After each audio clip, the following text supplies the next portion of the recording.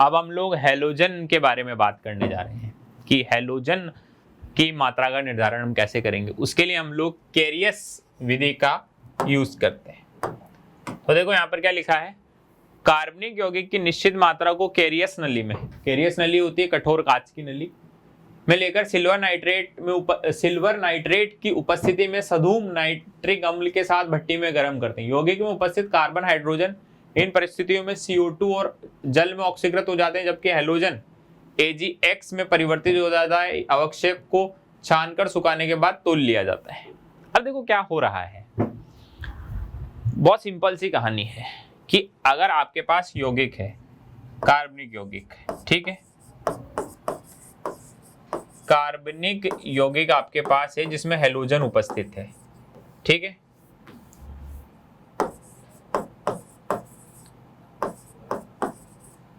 तो आप उसकी रिएक्शन AgNO3 से कराओगे अलग किसी परिस्थितियों में, तो आपको AgX का क्या मिल जाएगा, PPT मिल जाएगा, AgX का अवक्षेप मिल जाएगा। अब उस AgX का जो अवक्षेप मिला आपने छान के अलग कर लिया, उसको तौल लिया, तो आपके पास किसका भार पता चल गया, AgX का। AgX के भार से आपने क्या पता लगा लिया, AgX के मोल, और AgX का मोल ही किसके बराबर होगा, X के मोल के बराबर, क्योंकि एक AgX में एक X है। अब आपने X के मोल पता लगा लिए, तो यहां से क्या पता चल जाएगा, X का भार, हो गया हैलोजन का आंकलन, सिंपल है। अब देखो इन्होंने क्या करा है, माना यौगिक का द्रव्यमान m ग्राम है, प्राप्त AgX का द्रव्यमान m1 ग्राम है। 1 मोल AgX में 1 मोल X की मात्रा उपलब्ध है, हमें पता है, m1 ग्राम AgX में हैलोजन का द्रव्यमान।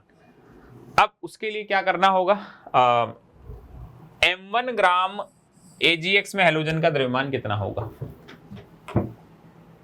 वो आगे लिखा हुआ है यहाँ पर, इन्होंने आगे यहाँ पर समझा रखा है, उसको मैं पीछे ही समझा देता हूं।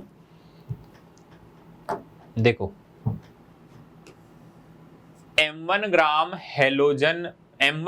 AgX में हैलोजन का द्रव्यमान कितना होगा। देखो AgX का भार कितना है, m1 ग्राम, हैलोजन का मोलर भार मैं मान लेता हूं मोलर भार AgX, तो AgX का ग्राम में भार अपॉन मोलर भार, तो AgX के मोल आ गए, यही मोल किसके हैं, यही मोल X के, मैंने थोड़ी देर पहले ही बोला AgX के मोल X के मोल के बराबर है, तो ये किसके मोल आ गए, X के मोल। अब X का भार क्या होगा, X के मोल कितने, m1 अपॉन मोलर भार किसका, AgX का, इनटू मोल गुणा मोलर भार, X के मोल इनटू X का मोलर भार, तो ये क्या आ गया, X का भार। तो ये पता चल गया भाई X का भार कितना होगा। अब प्रतिशत निकाल लेंगे उसके आगे, उसके लिए क्वेश्चन भी है हमारे पास। देखो क्वेश्चन क्या है कि हैलोजन के आकलन की कैरियस विधि में 0.15 ग्राम कार्बनिक यौगिक 0.12 ग्राम AgBr देता है, तो इसमें ब्रोमीन का प्रतिशत ज्ञात कीजिए। अब देखो AgBr का भार कितना है, 0.12 ग्राम, तो AgBr के मोल कितने होंगे, ग्राम में भार अपॉन उसका अणु भार, मतलब 12/188, Ag का 108, Br का 80, 188, यही मोल किसके हैं, Br के, तो Br का भार कितना होगा, Br का भार होगा उसके मोल गुणा मोलर भार, जो कि कितना है 80, तो ये किसका भार आ गया, Br का। अब आपको प्रतिशत पता करना है Br का, तो Br का प्रतिशत क्या होगा, Br का भार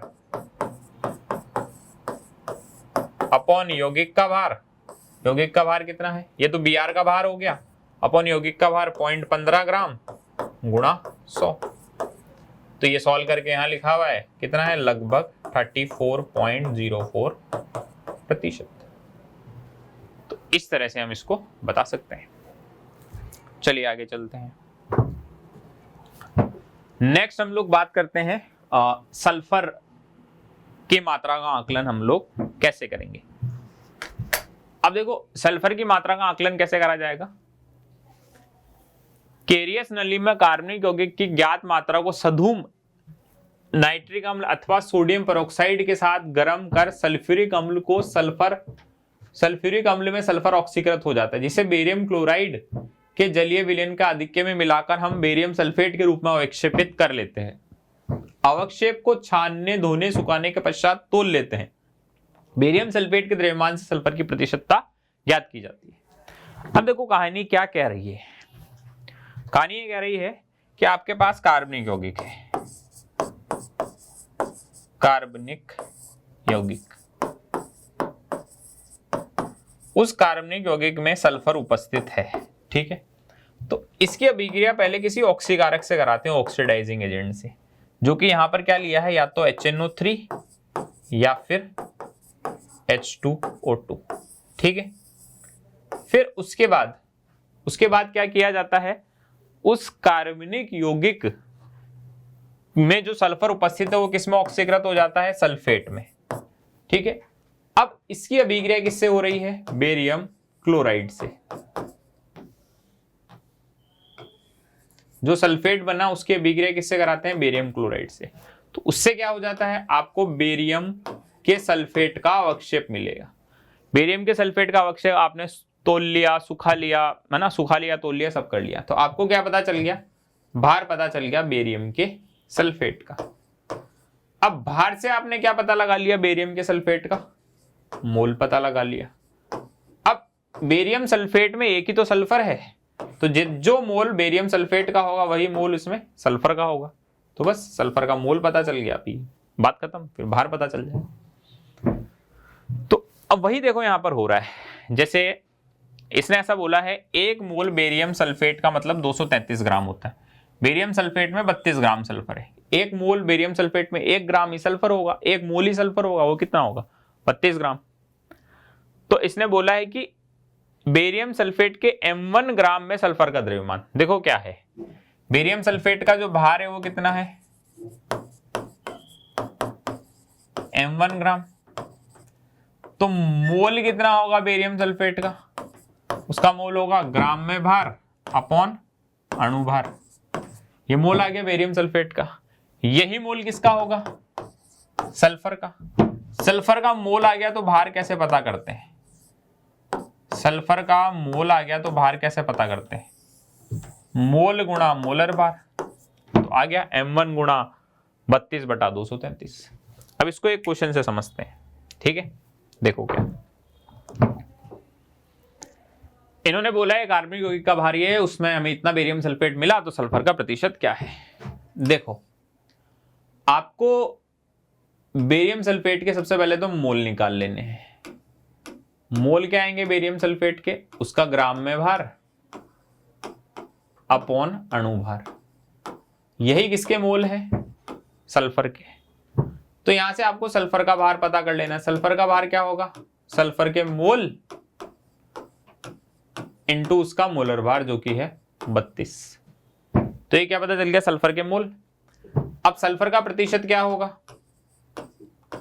सल्फर का भार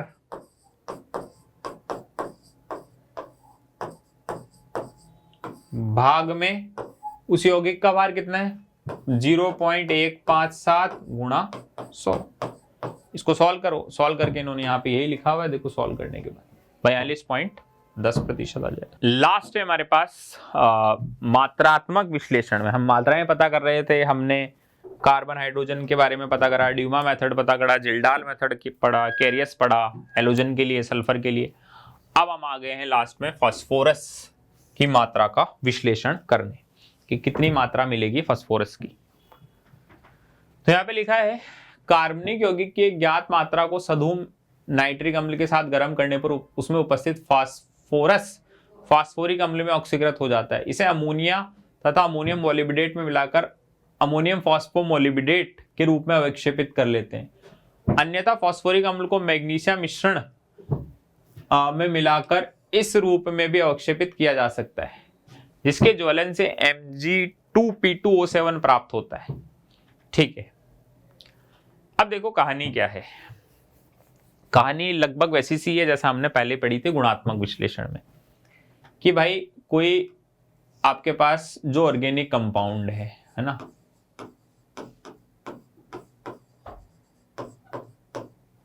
ठीक है, उसमें फास्फोरस उपस्थित है। उसकी रिएक्शन किसी ऑक्सीडाइजिंग एजेंट से करते हैं अम्लीय माध्यम में, अम्लीय माध्यम भी ले लिया साथ में, तो किसमें परिवर्तित हो गया, H3PO4 में। फिर इसको हम लोग अमोनियम फॉस्फोमोलिबिडेट में बदल देते हैं। किसमें? अमोनियम फॉस्फोमोलिबिडेट में बदल देते हैं। ठीक है, जैसा हमने अभी गुणात्मक विश्लेषण में करा था।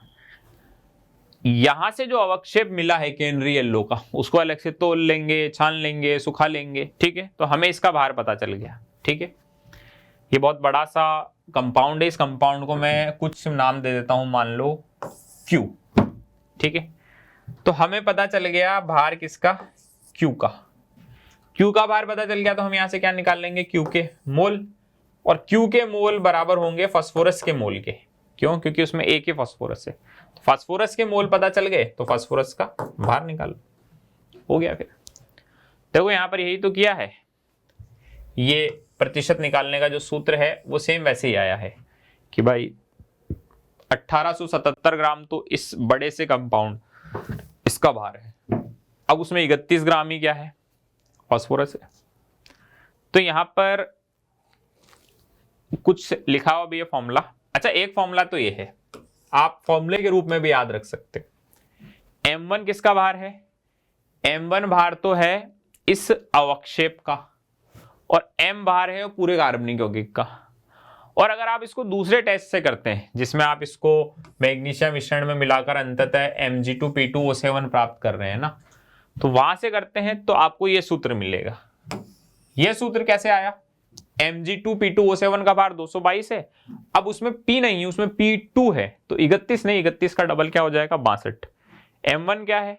M1 उस अवक्षेप का भार है जो आपको मिला। M क्या है? उस पूरे यौगिक का भार है। ठीक, तो यहां से हम लोग पता लगा सकते हैं कैसे फास्फोरस की गणना करेंगे, फास्फोरस की मात्रा का हम आकलन करेंगे।